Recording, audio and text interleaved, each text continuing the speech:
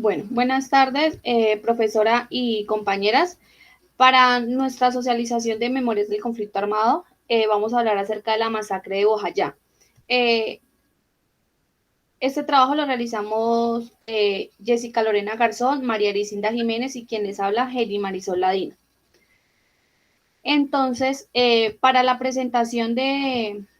vamos a empezar mencionando los detalles de esta masacre. Entonces, bueno, nosotros vamos a hablar un poco de lo que fue la masacre de Bojayá. Esta masacre, pues también la mencionaban o la llamaban como con la típica frase de la crónica de una muerte anunciada. Pues para ponernos un poquitico en contexto, Bojayá es un municipio colombiano ubicado en el departamento de Chocó, que fue segregado al municipio de Quito, pues capital del departamento, y que se convirtió en municipio en el año 1960, siendo pues la cabecera municipal la localidad de Bellavista. Bueno, la masacre que sucedió en Bojayá se realizó bajo el gobierno encabezado en ese momento por el entonces presidente Álvaro Uribe, que en su momento ignoró completamente todas las alertas que apuntaban a que pues algo grave podía ocurrir en ese pueblo que había sido pues totalmente abandonado en ese momento por el Estado. Por eso para el año 2002 en Colombia pues Colombia se encontraba pues en un punto crítico, ya que por un lado estaba todo lo que el Estado estaba librando con la guerrilla y por otro, pues que este era, como bien sabemos, era la organización más grande y pues del país en ese momento. Por otro lado, también estaba todo lo del paramilitarismo, el narcotráfico y luego todo lo que fue la guerra entre las FARC y los paramilitares. El 24 de abril del 2002, 8 días antes de que ocurriera pues toda esta masacre, se alertó nuevamente a lo que fue la Defensoría del Pueblo, la Policía y el Ejército Nacional ante una incursión paramilitar en este corregimiento de Bellavista, porque se rumoraba que dentro de la selva o pues la zona boscosa de ese municipio, se rumoraba la presencia de 3 frentes de las FARC y de grupos paramilitares en esta zona, pues teniendo en cuenta que estos tenían como una guerra casada, entonces se extendió como mucha preocupación entre todo el pueblo. Fue cuando en el 2 de mayo del 2002 los guerrilleros del bloque José María Córdoba, las FARC y los paramilitares del bloque Elmer Cárdenas se enfrentaron entre estas cabeceras municipales, entre lo que fue Vigía, El Fuerte y Bojayá. Allí pues los paramilitares lo que hicieron fue que se escondieron detrás de la iglesia, detrás de la parroquia de este municipio, y hacia las 11 de la mañana con las FARC lanzaron contra ellos una pipeta de gas, que esta cayó dentro de la iglesia, dentro de la parroquia, donde estaban refugiadas más de 300 personas. Eh, la pipeta, o bueno, el cilindro que fue lanzado por las FARC estalló en el techo de la iglesia, lo que impactó contra el altar e hizo que estallara pues todo esto, produciendo una gran devastación de la misma, tumbando pues el suelo y todos los muros y paredes de esta, provocando pues que gran parte de las personas que estaban ahí fallecieran, pues ya que se evidenciaron cuerpos desmembrados y pues totalmente deshechos. Este enfrentamiento duró hasta lo que fue el 7 de mayo del mismo año. En la masacre, pues en esa masacre de Bojayá murieron lo que fue 98 personas, 79 pues como víctimas directas en la explosión pues que ocurrió dentro de la iglesia, de las cuales 48 personas fallecidas eran menores de edad. Otras 13 murieron pues en los hechos precedentes y posteriores a la masacre, y 6 personas que estuvieron pues expuestas a todo esto murieron de cáncer en el transcurso de los siguientes años de lo ocurrido. Esta comunidad o todo este municipio de Bojayá pues se vio bastante afectada por el tema de la devastación pues de su iglesia, ya que como quedó totalmente destruida, los sobrevivientes o las personas que aún quedaron allí pues ya no tenían dónde realizar todo el tema de sus ritos mortuarios y pues todo el tema de sus prácticas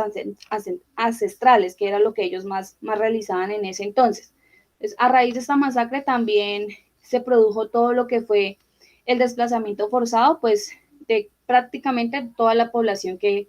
vivía allí. Bueno, los actores ya involucrados directamente en el conflicto fueron pues el bloque José María Córdoba de las FARC, el bloque Elmer Cárdenas de los paramilitares,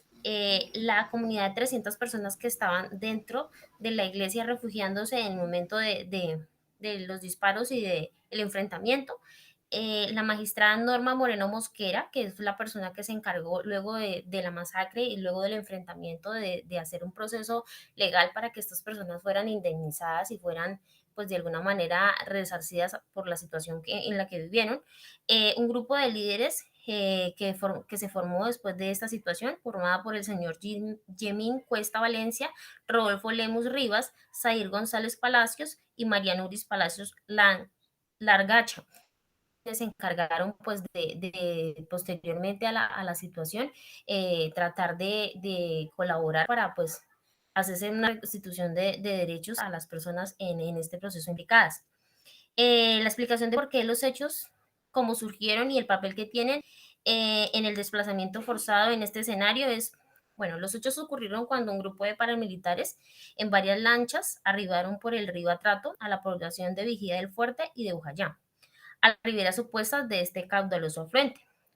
Un punto clave de acceso a la región en esta zona, en el bosque, es un bosque selvático del departamento del Chocó, era tradicionalmente era de dominio de las guerrillas de la. Por esta razón se inició el enfrentamiento entre los guerrilleros con el grupo de paramilitares, causando toda esta masacre, porque era de dominio totalmente de las FARC, pero los paramilitares trataron de invadir y tomar el control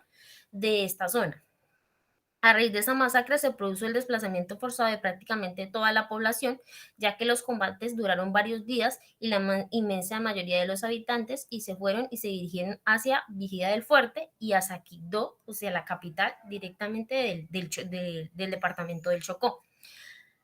Se calcula que solo en mayo de ese año, 5.771 personas, y en su mayoría de Bocayán, pero también en lugares aledaños, llegaron a la ciudad de Quibdó a refugiarse después de la situación que estaban viviendo, y pues después de la masacre siguieron pues habiendo como ambientes tensionantes entre los dos grupos, que seguían habiendo enfrentamientos, y debido a la situación que vivieron, pues ya temían por la vida de ellos y de sus familias.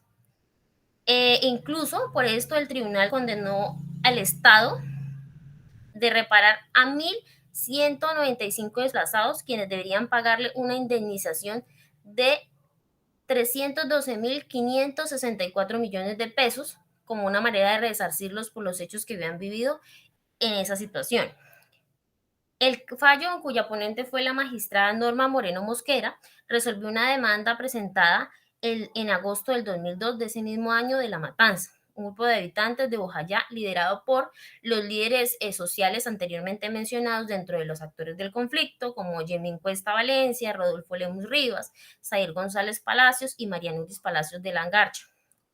En sus demandas pidieron condenar al Ministerio de Defensa, al Ejército y a la Policía por los daños materiales, morales que sufrieron las familias afectadas por los enfrentamientos y que causaron el proceso de desplazamiento forzado. ¿Por qué?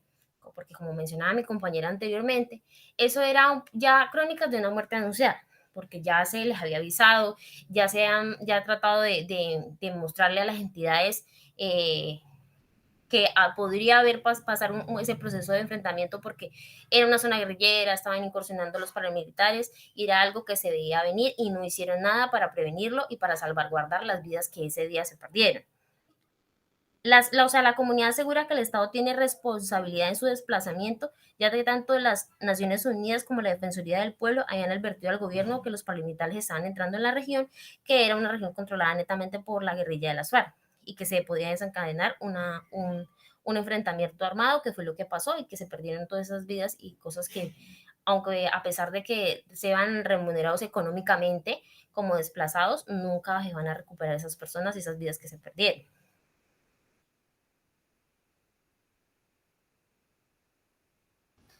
Listo, entonces, dando respuesta a lo que es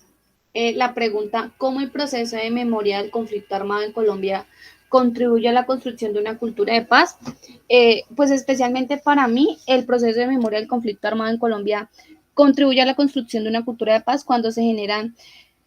Todos estos espacios en donde las víctimas o la sociedad dan a conocer pues todos sus acontecimientos en símbolo de perdón, donde pues se da toda esta congregación de acuerdos humanitarios entre lo que son víctimas y victimarios y pues que de alguna u otra forma se disminuya todo el impacto pues que el conflicto armado ha tenido dentro de la sociedad o pues con la sociedad misma. Digamos que las víctimas por estos mismos hechos o acontecimientos y masacres, pues han llevado como no querer vivir más el tema de rencores y odios, sino por el contrario a que éstas acepten y crean en el perdón y la desmilitarización, permitiendo pues que tanto guerrilleros como paramilitares se incorporen nuevamente a una vida civil como personas de cambio y sirviendo para bien de la sociedad. Bueno, yo pienso que en ese proceso de memoria, el conflicto armado contribuye a a la construcción de una cultura de paz a través de todas estas entidades no gubernamentales como fundaciones y asociaciones que se han creado a través de ese proceso de las diferentes masacres y situaciones de violencia que han habido, como esta que presentamos de Ojaya, que realmente en el país han sido muchas durante los más de 50 años de conflicto que llevamos, porque a través de esa reconstrucción de todas esas historias de violencia se han sacado a esas fundaciones y esas instituciones se han centrado en hacer de esto una manera de construir procesos, procesos significativos y de ayudar a todas estas personas a que dejen atrás todo este conflicto, toda esta violencia y se centren en crear empresa, en crear emprendimientos, de salir adelante. Muchos de estos han seguido como líderes sociales que han contribuido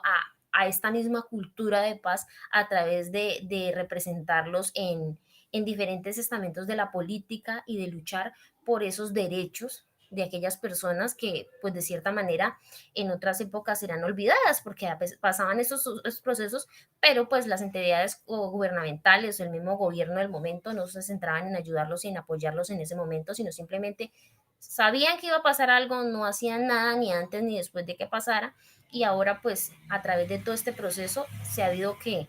esas personas que han surgido como líderes sociales han estado ahí, que han sido víctimas de ese conflicto, han estado como apoyo a salir de de todo este proceso y a sacar algo positivo de unas situaciones tan difíciles como las que han enfrentado en esos momentos.